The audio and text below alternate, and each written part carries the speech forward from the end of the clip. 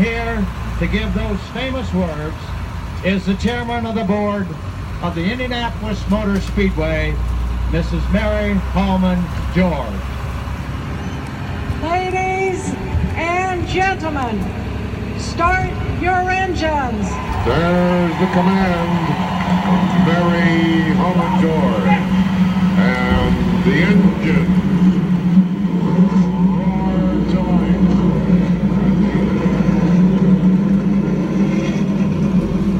Welcome to the Indianapolis Motor Speedway. We hope you'll enjoy your ride around the track. And for the consideration of all of our guests during the next 10 minutes or so, may we please ask you to place your cell phones on silent. Thank you.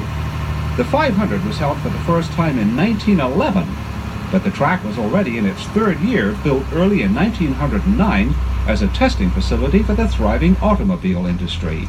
Many famous makes were from here, like Marmon, National, and Cole, with the best-known ones coming a little later on with Stutz, maker of the famous Bearcat, then, right after World War I, with the Duesenberg brothers. Indiana roads were still a few years away from being paved, so there was nowhere to really find out what an automobile could do and what its weak points might be. This track would solve that problem. Not only could the manufacturers test here privately, but occasional races would give the spectators a chance to see in competition what they could go down to the showrooms and purchase. The man who created all of this was Carl Fisher, the very same man who would later develop Miami Beach from swamplands into an exotic resort area. He also developed Montauk Point on Long Island and spearheaded the first drivable highway across the United States. We enter the track between turns 1 and 2 at the south end short straightaway. Up ahead is turn 2. There are 4 turns, each measuring exactly 1/4 of a mile from entrance to exit, and they are banked at 9 degrees and 12 minutes. The main straightaway, which we will be seeing in about 5 minutes, and the backstretch, coming up in just a moment, each cover 5/8 of a mile, so that the entire track is 2.5 miles around. From time to time along the way, you'll see some of the portions of the road course built between 1999 and 2000. It winds through the infield and links back up with the oval over to the northwest. On the right are the original VIP suites built in 1973. We are riding on the very same 2.5 miles used by the drivers 100 years ago. Only the surface has changed. During the fall of 1909, down went 3,200,000 paving bricks, which is why the track still carries the nickname, the Brickyard. And where are the bricks today? Well, about 85% of the way around, they're still there, buried under several layers of asphalt. The most recent repaving job took place in the fall of 2004.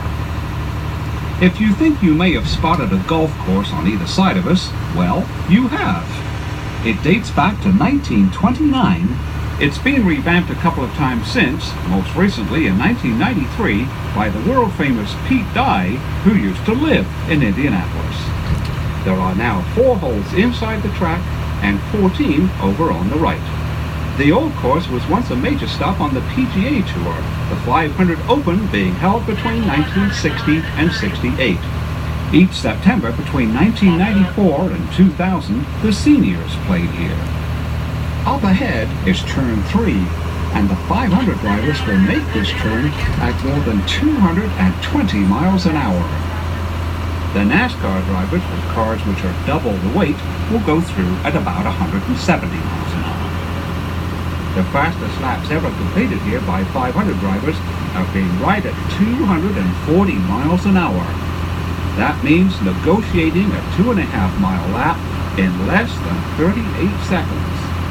Or to put it another way, it's the equivalent of traveling down a football field in about 9/10 of 1 second. When we are in the turns, you can see the famed safer barriers up against the walls. They have done much to absorb the energy in the event of an accident resulting in wall contact. Safer barriers are coming into more and more use at major tracks, but the very first one was installed at this one in 2002. Carl Fisher had 3 partners, one of whom was James Allison, founder of the famed Allison Engineering. They sold the Speedway in 1927 to a group headed up by World War I flying ace, Captain Eddie Rickenbacker, who had in fact been a regular 500 driver before he ever learned how to fly a plane. In 1945, the track was sold to Anton Holman Jr. of Terre Haute, and it has remained in the Holman George family for over 60 years. Over on the left are the final turns of the road course on their way to linking up again with the oval. Out of turn 4 and onto the main straightaway, corporate suites and double-decker grandstands. And can you imagine going all the way down there in 9 seconds? Drivers making pit stops used to drive all the way down the straight and pull over to their respective pit. In 1957, a separated pit lane was installed, and it may have been the first of its kind anywhere in the world. The current 500 cars have to stop several times during the race.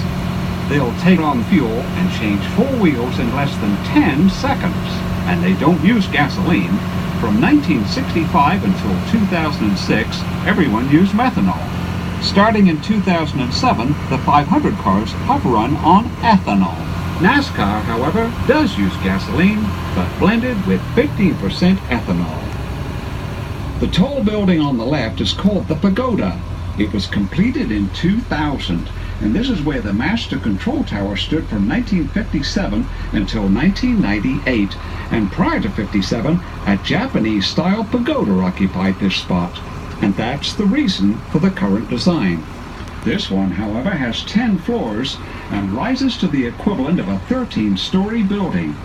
At ground level and slightly over to the left is the current winner's circle for the 500 and the Brickyard 400, and just above it, the rostrum for the top 3 finishers in the various road racing events held here. The start-finish line isn't hard to locate. It's marked by a strip of bricks. As late as 1961, when A.J. Foyt won his first 500, the greater part of the main straight was still of bricks and mortar. And imagine that prior to the late 1930s, the entire 2.5 miles looked like that, and it made for a pretty rough ride. Up ahead on the left is a state-of-the-art scoring pylon installed in 2014.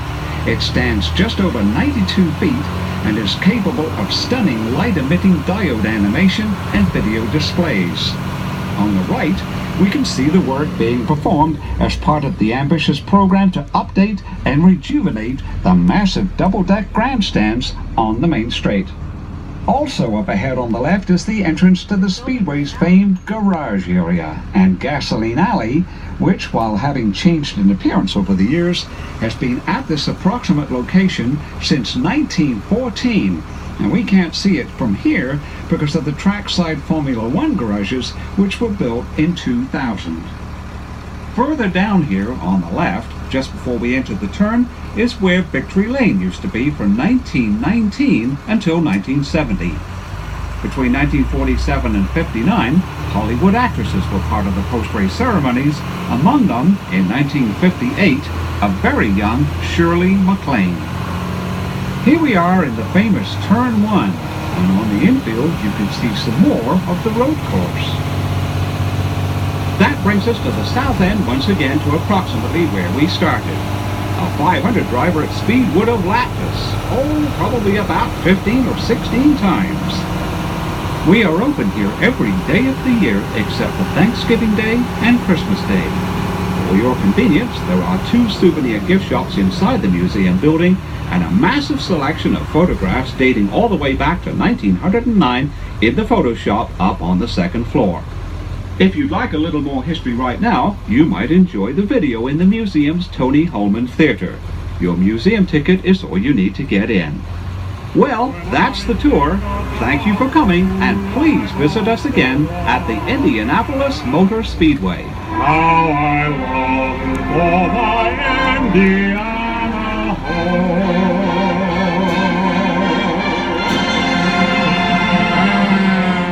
And let's go racing.